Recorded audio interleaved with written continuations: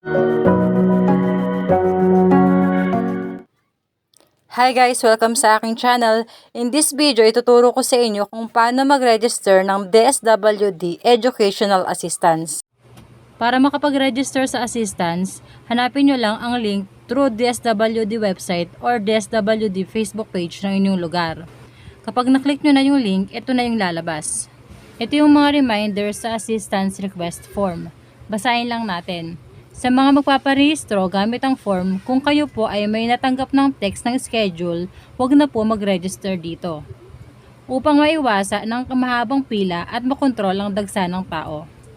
Inaanyayahan po namin ang mga walk-in na magparehistro gamit ang form na ito upang kayo po ay may schedule sa mga susunod pa na Sabado.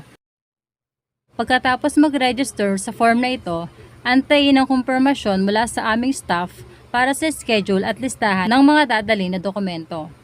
Ang bilang ng mga bibigyan ng assistance ay limitado lamang at nakabase sa nakalaan na pondo para dito. Ito ay lalagay nyo lang yung active email address nyo. Dito naman yung student information. Basahin nyo lang ulit yung reminders sa ibaba.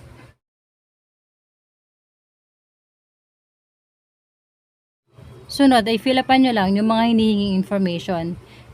Katulad ng student current education level, student address, student last name, student first name, student middle name, student suffix, student contact number. Kailangan ay nagsisimula sa 63 plus yung number nyo, tatanggalin nyo lang yung 0.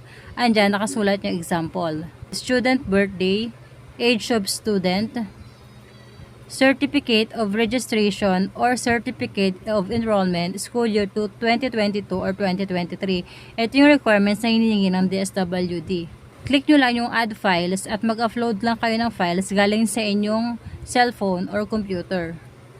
Click nyo lang yung files. Pagkatapos ay upload nyo na. Hingi lang kayo ng Certificate of Registration or Enrollment sa inyong school.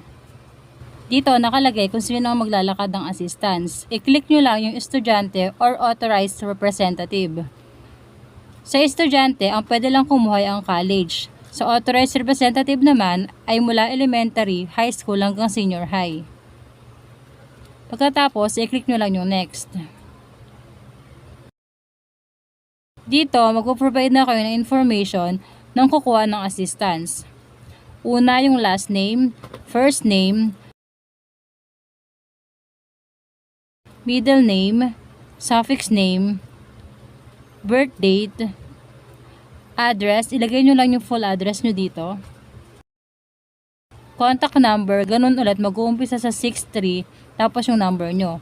Pag okay na, i-click nyo yung submit.